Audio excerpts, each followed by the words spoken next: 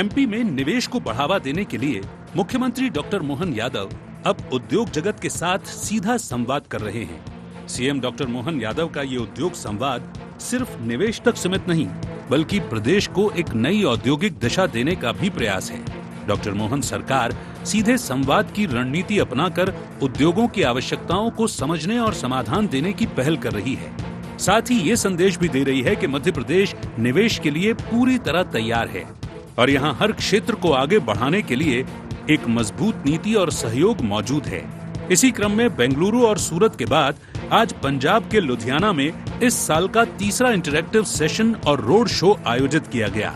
कार्यक्रम के केंद्र में टेक्सटाइल, मैन्युफैक्चरिंग, फूड प्रोसेसिंग और आईटी जैसे सेक्टर्स रहे।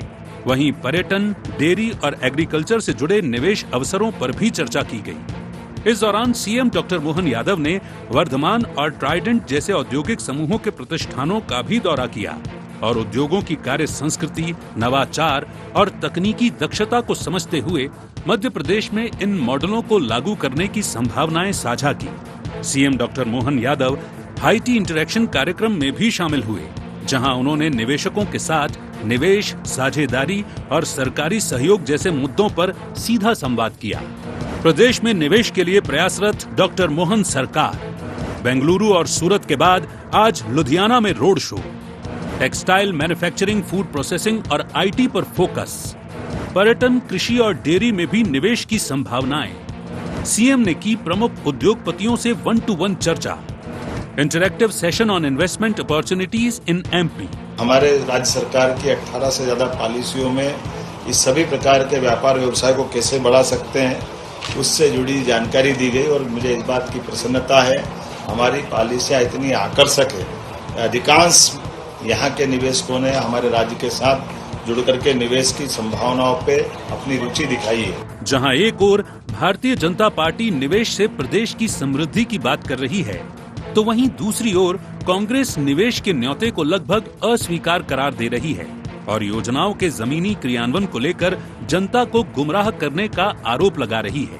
2 साल से सुन रहे हैं, उद्योगपति को ला रहे, बात हो रही है, आ रहे हैं। पहले भी बहुत बड़ा सम्मेलन उन्होंने करा। उद्योगपति कौन सा उद्योगपति है? कोई उद्योगपति नहीं आया। वो तो झूठे आश्वासन दे रहे और प्रदेश की जनता को गुमराह कर रहे हैं। डॉक्टर मोहन सरकार का पंजाब के लुधियाना में आयोजित यह तीसरा निवेश संवाद कार्यक्रम न सिर्फ औद्योगिक संभावनाओं को तलाशेगा, बल्कि प्रदेश के युवाओं, किसानों और निवेशकों के लिए एक भरोसेमंद वातावरण भी निर्मित करेगा। सीएम डॉक्टर मोहन यादव का ये विजन कि मध्य प्रदेश में सिर्फ उद्योग ही नहीं, बल्कि रोजगार, नवाचार और आत्मनिर्भरता का इकोसिस्टम तैयार हो, मध्य प्रदेश को वास्तविक विकास की ओर आगे बढ़ा रहा है। वहीं निवेश के जरिए राज्य को औद्योगिक मानचित्र पर नई ऊंचाइयों तक ले जाने के इस प्रयास पर विपक्ष सवाल खड़े कर रहा है। ऐसे में देखना दिलचस्प होगा कि डॉक्टर मोहन सरकार कैसे इन योजनाओं को धरातल पर उतारकर विपक्ष के सवालों का जवाब देती है। Bureau report, IND 24।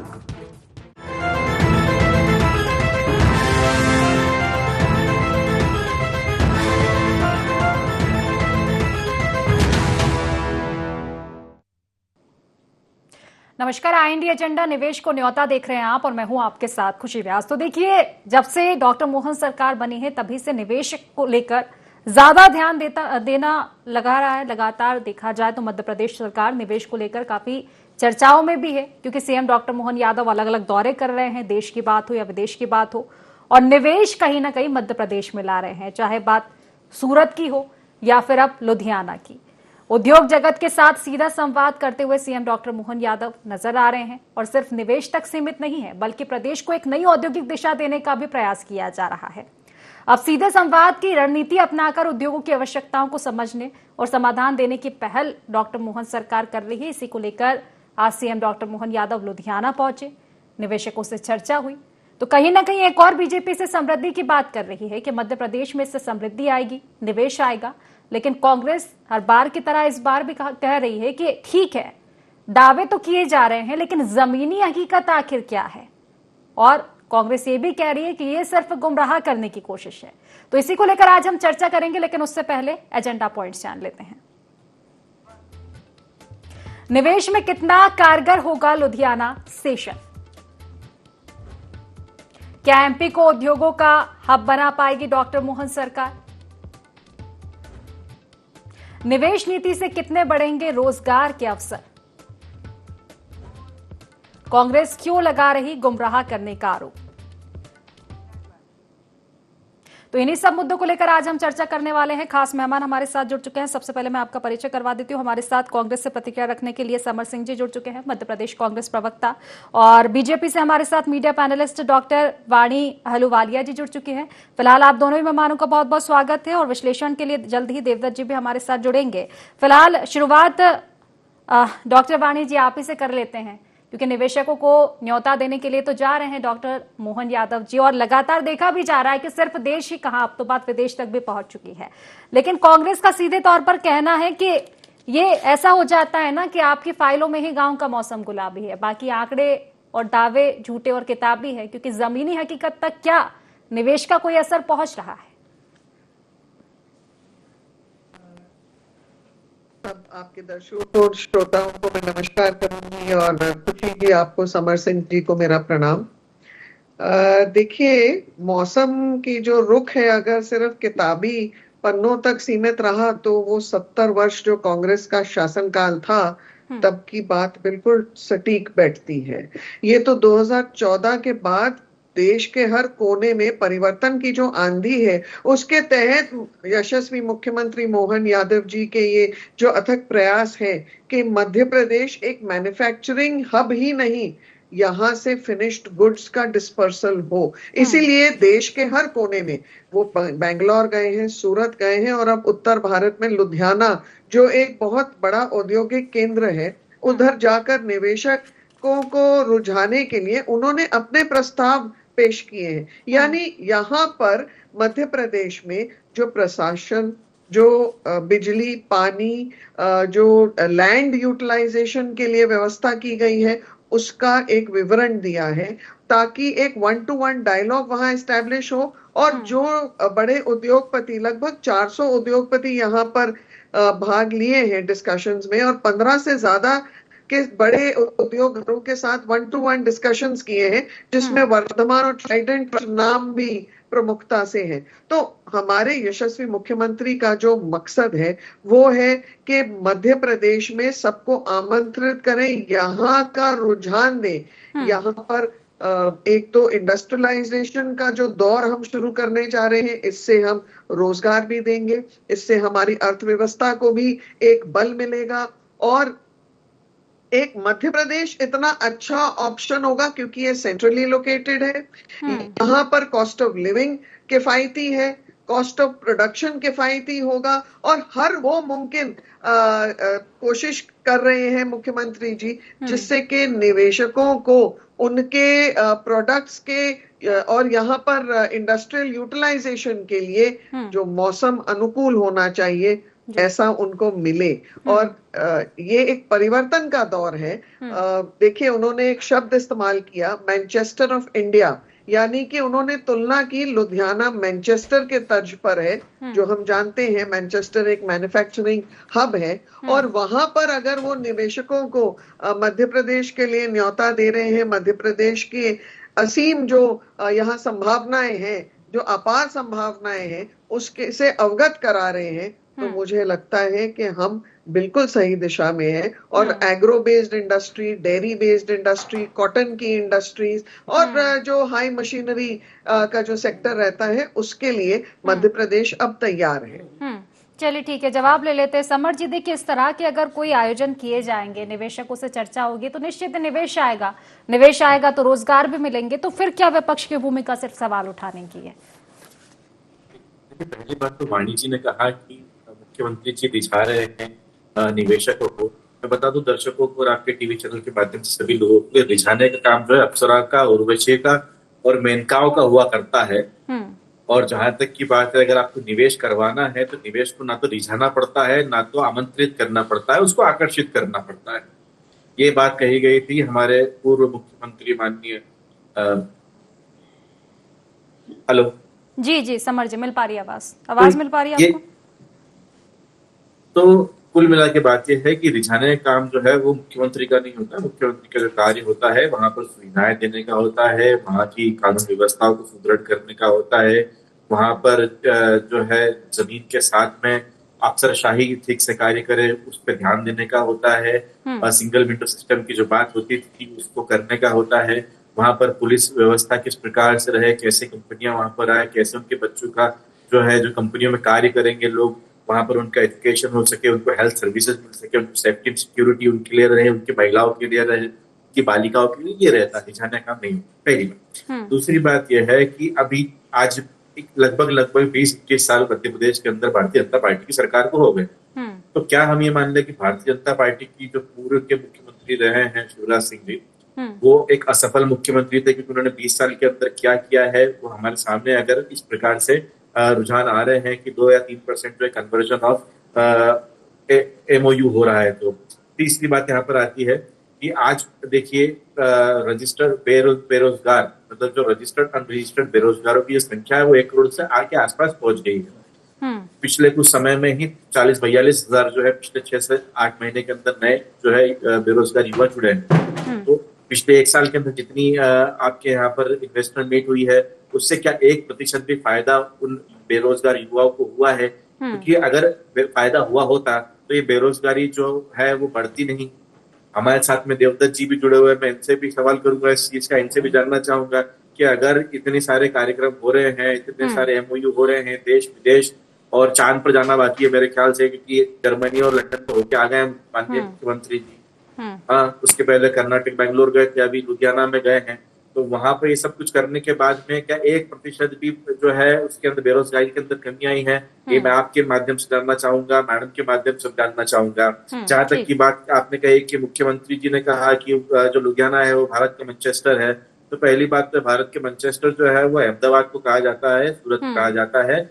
उत्तर भारत का जो है मैनचेस्टर वो है लुधियाना। और वो मैनचेस्टर भी किसने बनाया है? वो भी जो कांग्रेस पार्टी की सरकार के समय बना है।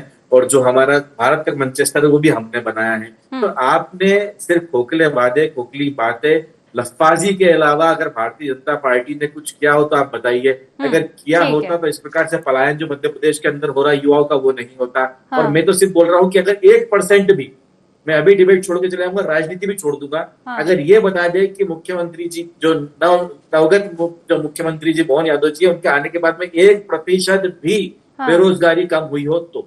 हाँ, चलिए ठीक है, बिल्कुल। वाणी जी कुछ कहना चाहती है? वाणी जी लौटूंगी आपके पास, एक प्रतिक्रिया देवदत्त जी से ले लेते हैं, थोड़ा समझ लेते हैं इस मामले को पूरा। देवदत्त जी देखिए, पहली दफा तो ऐसा है नहीं कि निवेशकों से चर्चा हुई हो। अब ये लुधियाना दौरा भी इसी क्रम में बताया जा रहा है, बीजेपी समृद्धि की बात कर रही है, लेकिन कांग्रेस के फिर से वही सवाल है, कैसे देखते हैं आप? देखिए, तो स्वाभाविक है कि कोई भी मुख्यमंत्री होगा तो प्रयास तो करेगा ही कि हम निवेश लाएं, उद्योग स्थापित हों, क्योंकि इस देश दुनिया में इस समय सबसे बड़ी समस्या बेरोजगारी की है। वो जिस घर में पढ़े लिखे बच्चे बेरोजगार हैं वो उस कष्ट को वही परिवार भी समझ सकता है। तो इसको हल कराने की प्राथमिकता है और वादे भी करते हैं चुनाव के समय, तो प्रयास कर रहे हैं। लेकिन क्या हुआ कि हर बार प्रयास सफल नहीं होते। कई बार ऐसे पिछले 3 दशक में आप समझ लें कि दिग्विजय सिंह के समय से इन्वेस्टर मीट मध्य प्रदेश में हुई और जितने वादे किए गए उस मात्रा पे रोजगार उपलब्ध नहीं हुए, उतने उद्योग स्थापित नहीं हुए, इसलिए विपक्ष सवाल उठाता है। लेकिन कई बार प्रयास सफल हो जाते, रणनीति बदल के जो मुख्यमंत्री हैं उन्होंने एक तो क्षेत्रीय लोकल स्तर पर इन्वेस्टर मीट की, छोटी छोटी जगह पे छोटे छोटे उद्योग लगाने की पहल की है। और लगातार वो जिस तरह से प्रयास कर रहे हैं बेंगलोर और जहाँ जहाँ भी वो जा रहे हैं वो प्रयास कर रहे हैं, तो अब उम्मीद पे दुनिया कायम है। तो हम फिर उम्मीद कर सकते हैं कि शायद इस बार सफल हो जाए, क्योंकि कभी ना कभी तो कोई ना कोई लगातार जब प्रयास करते रहो तो सफल होते हैं। तो इस बार यदि सफल हो जाए इस बात की उम्मीद सब पूरी लगाए हुए, क्योंकि वो लगातार प्रयास कर रहे हैं। और जो भोपाल में पहली बार जो इतना बड़ा आयोजन हुआ था उसके बाद कुछ आंकड़े भी आए थे कि जमीन आवंटित हो गई है, यहाँ चिन्हित हो गई है और यहाँ उद्योग लगने वाले हैं। तो कुछ दिन में पता चलेगा कि प्रयास सफल हुए सरकार के, भाजपा के या कांग्रेस के आरोप सही है। ये तो इसके लिए वक्त लगता है, कि छोटी मोटी चीज़ नहीं है कि आप बाजार गए और पैसे दिए सब्जी ले आए। ये उद्योग लगाना, और फिर कोई उद्योगपति कब उद्योग लगाएगा? जब उसको अपना खुद का मुनाफा दिखेगा। किसी भी रूप में। कोई घाटे का सौदा तो करता नहीं कि कोई कितने ही प्रयास करे, चाहे मुख्यमंत्री करे चाहे कोई सरकार करे, लेकिन उसके लिए अनुकूलता कहाँ है उद्योग लगाने, पहले वो देखता है रॉ मटेरियल उसको कहाँ मिल रहा है और फिर जो प्रोडक्ट हो रहा है उसकी खपत कहाँ हो रही। तो ये सब चीज़ें वो अपने घाटे मुनाफे का तोल मोल तो करेगा ही निश्चित रूप से। तो ये कई बार वादे तो हम कर देते हैं, आप और हम भी निजी ज़िंदगी में कई बार कर देते कि हम ऐसा कर देंगे, हम ऐसा हम सोच भी लेते, संकल्प भी कर देते, लेकिन कई बार जो सोचा हुआ हमेशा पूरा तो होता नहीं हो पाता, और कई बार उससे बढ़ चढ़ के भी हो जाता। कोई छोटे उद्योग की बात करे, उसको सफलता मिली, वो उद्योग बड़ा हो जाए, जहाँ 5,000 रोजगार थे वहाँ 10,000 रोजगार दे दे। तो ये सब डिपेंड करता है कि इसके लिए इंतजार करना है कि कब तक ये सब होते, मूर्त रूप कब उद्योग लेता है, कितने लोगों को रोजगार देते, या फिर अभी तक अधिकांश में जिस तरह से जितने वादे किए और रोजगार नहीं बने या ऐसी स्थिति बनती।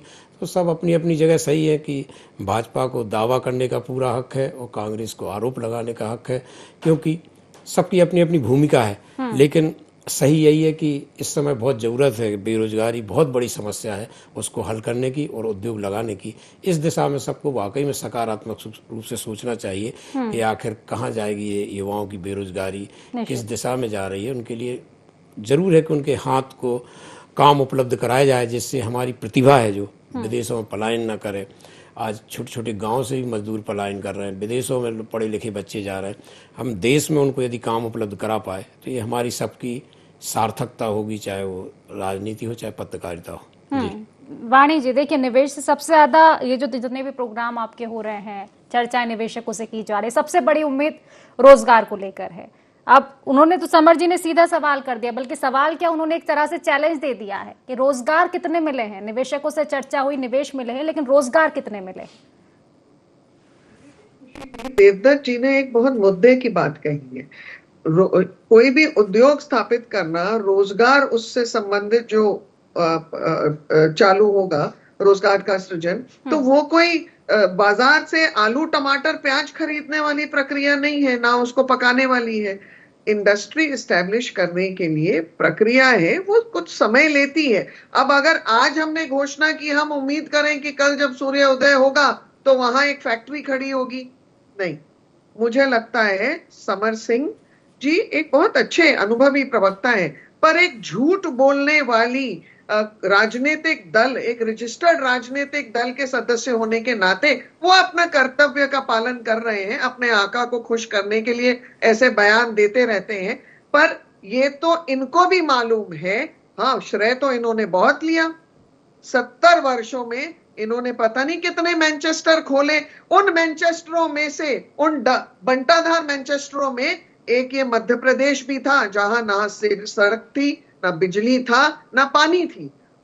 14 वर्षों में, 14 वर्षों से थोड़ा कम, 2014-15 के बाद जो परिवर्तन इस प्रदेश में आया है, जो नींव शिवराज जी ने रखी, उसको आगे बढ़ाने का काम यशस्वी मुख्यमंत्री मोहन यादव जी कर रहे हैं और क्रमबद्ध तरीके से कर रहे हैं। और इसमें दो राय नहीं, दो मत नहीं है कि निश्चित रूप से हमें धरा पर परिवर्तन मिल रहा है। पर परिवर्तन कोई जादू की छड़ी नहीं है जैसे कि समर सिंह जी कल्पना कर रहे हैं, क्योंकि इनके आधे बयान तो काल्पनिक ही होते हैं।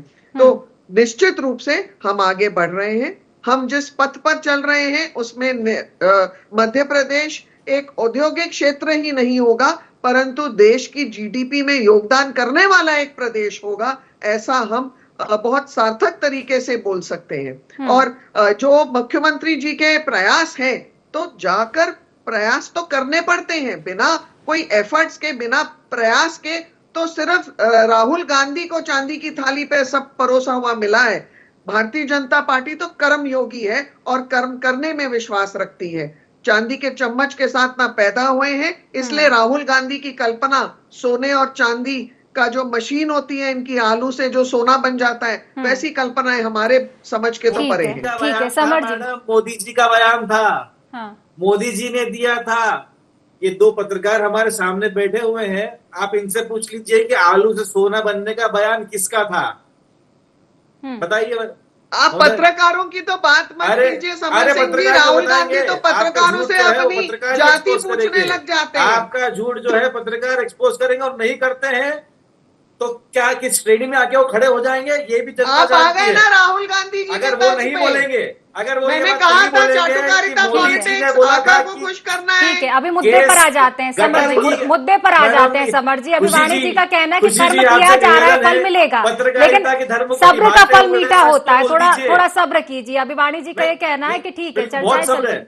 बहुत सब्र है हमें मैडम, समर हाँ। सिंह जी, बहुत चांदी सब्र की है थाली खुशी की, पे लेकिन कुछ हम नहीं चाहते परोसा हैं हुआ देवदत्त जी, मिलता, आपसे भी वो हम सिर्फ चाहते हैं कांग्रेस में कि है। इनके जो कॉन्सेप्ट क्लियर कर दीजिए कि आलू से सोना बनाने की बात किसके द्वारा की गई थी। हाँ, चलिए ठीक है। अगर आप जलेबी नहीं का बोलना चाहते घोल कोई भी बात खराब नहीं। हो गया आप समर मेरे को सिंह जी। मेरे को मालूम है राहुल खुशी जी, गांधी को आपकी याद आपकी करना बंद मजबूरियां कर हैं, दीजिए। आप नहीं बोल नहीं, पाएंगे। हमारी कोई मजबूरियां नहीं है। आप पत्रकारों पर तो सवाल बताइए न फिर करके किसने मुद्दे बोला पर था? आइए ना फिर समर बताइए जी। किसने बोला अभी था? आज आलू- चर्चा, एक आलू काम से करेंगे, सोना एक डिबेट आलू और सोने की रख लेंगे अलग से, तब आराम से चर्चा कर एक लेंगे। बात- अभी एक लाइन पे निवेश पर कहना चर्चा है कर कि लेते मोदी हैं। जी ने कहा था, लेकिन आप वो नहीं कह पा रहे।